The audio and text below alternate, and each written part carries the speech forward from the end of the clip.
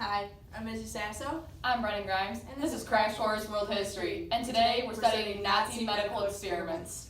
Wow.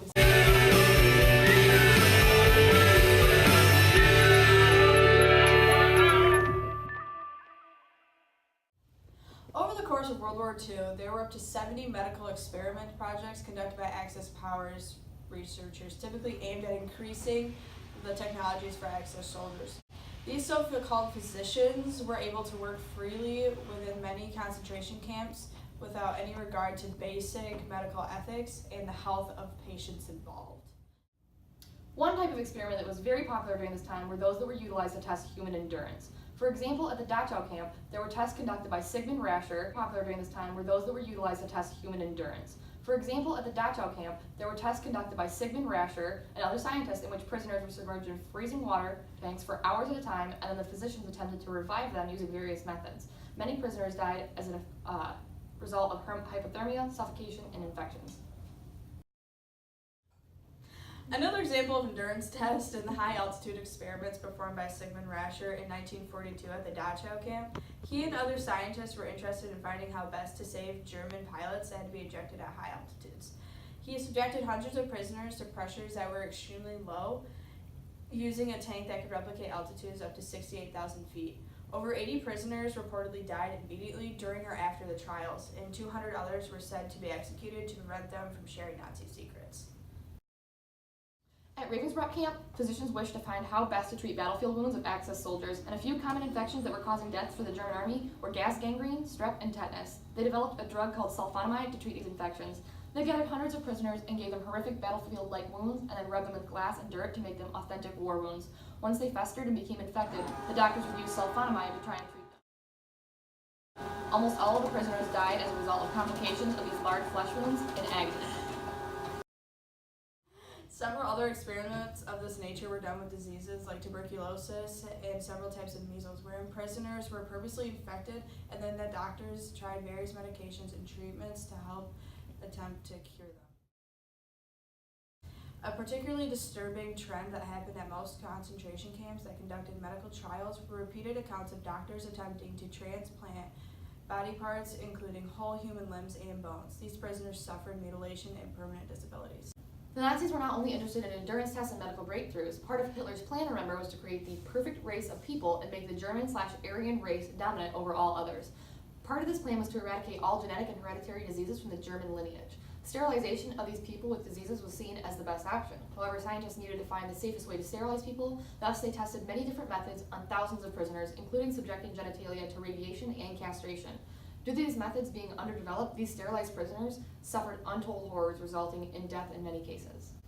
Relatedly, the German government wanted to make it possible for as many perfect Aryans to reproduce as possible. So after hearing about Dr. Karl Klauberg successfully artificially inseminating a high-leveled officer's wife, Heinrich Himmler ordered him to continue insemination experiments.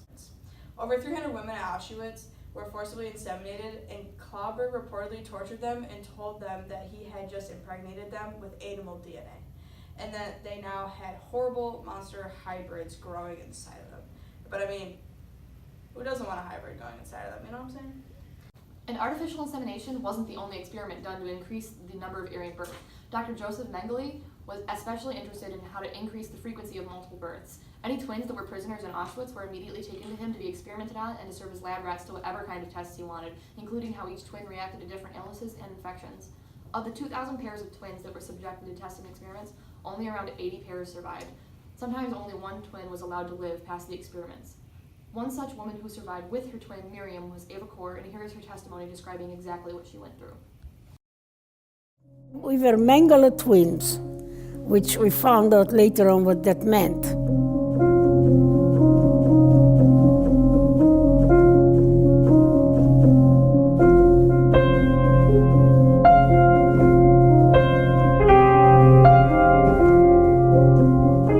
Mengele would count us every morning, and he wanted to know how many guinea pigs he had this day. I was used in 2 types of experiments. Monday, Wednesday, Friday. They would put me naked in a room with my twin sister and many other twins up to 8 hours a day. They would measure every part of my body, compare it to my twin sister, and then compare it to chart. On alternate days, Tuesday, Thursday, Saturday, they would take us to a blood lab. They would tie both of my arms to restrict the blood flow, take a lot of blood from my left arm, and give me a minimum of 5 injections in the right arm. The content of those injections we didn't know then, nor do we know today. After one of those injections, I became very ill with a very high fever. My legs and arms were swollen and very painful.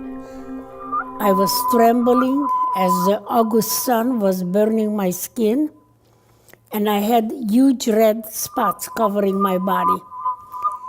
The next visit to the blood lab, they didn't tie my arms. Instead of that, measure my fever. And I was immediately taken to the hospital.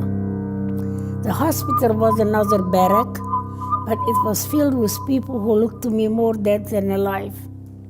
Next morning, Mengele came in with 4 other doctors, never ever examined me. He looked at my fever chart, and then he declared, "Too bad. She's so young. She has only 2 weeks to live." For the following 2 weeks, I have only one clear memory: crawling on the barrack floor because I no longer could walk, and crawling to reach a faucet with water at the other end of the barrack. And as I was crawling, I would fade out in and out of consciousness, telling myself, I must survive, I must survive. After 2 weeks, my fever broke, and I felt immediately a lot stronger. It took me another 3 weeks before my fever chart showed normal. Miriam, when I got back, she was sitting on the bed, staring into space. When I asked her what happened to you, she said, I cannot talk about it, I will not talk about it, and we didn't talk about Auschwitz until 1985.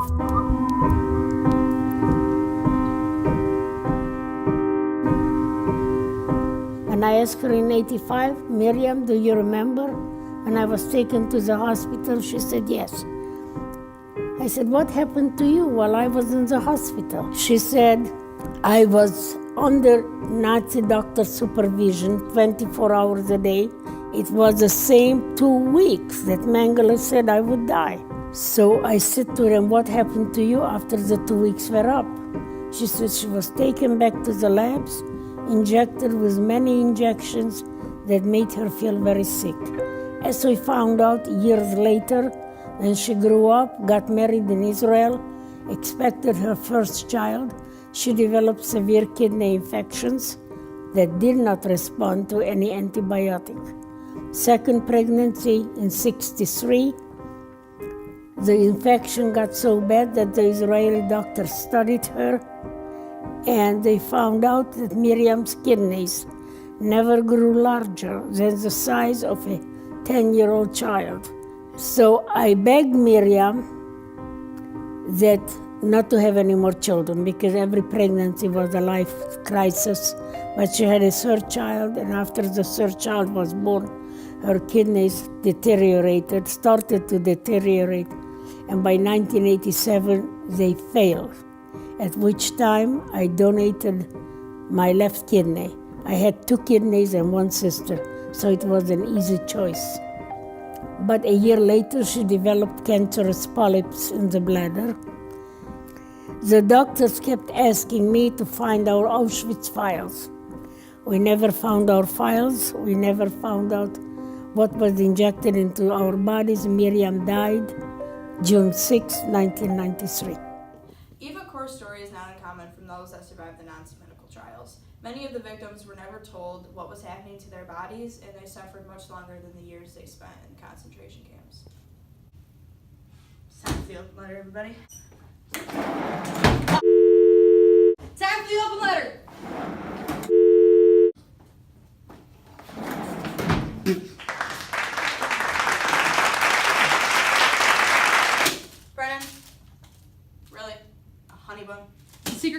bro.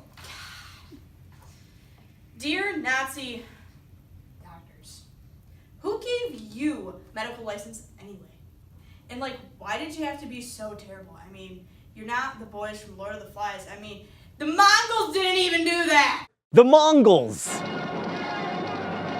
Just because you're given free range to do whatever in the scope of science didn't mean you had to kill as many as possible and tell them they were giving birth to horrible hybrid monsters. That's right, talking about you, Clawberg.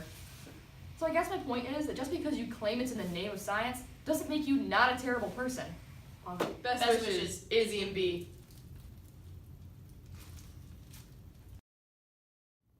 Perhaps the most infamous of the Nazi experiments was the testing and utilization of toxic gases as a means of killing many.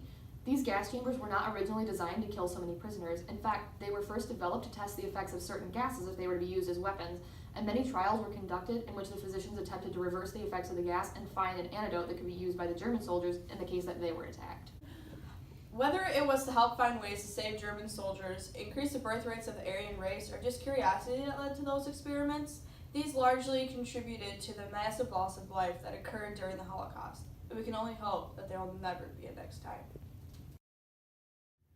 That's all until next time when we dive into summer. Thank you for watching. This has been Knockoff Crash Course World History. Crash Course is produced and directed by Brendan Grimes. Our script supervisor is also Brendan Grimes. Our graphics guy is the one and only Izzy Sasso, and our script sources were the PBS.org Nova Holocaust series. And a special thanks to BuzzFeed Video for lending us the clip of Ava Noor. Crash Course is not at all affiliated with us, and clips from John Green and Thought Bubble belong to their respectful owners. Thank you. My name is Sasso, this is Crash Course World History, and today we're studying Nazi experiments. There were up to 70 medical experiment projects conducted by Axis powers. Researchers typically aimed at increasing the technologies for Axis soldiers. Okay, test. Hi, my name is Izzy Sasso. This is Crash Course World History. Is that what that sound like? Relatedly, the German government wanted to make it possible for as many perfect, you already said this, ordered him to continue insemination experiments.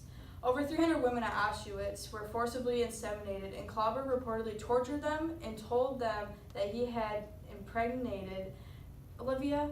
Y'all ready for this?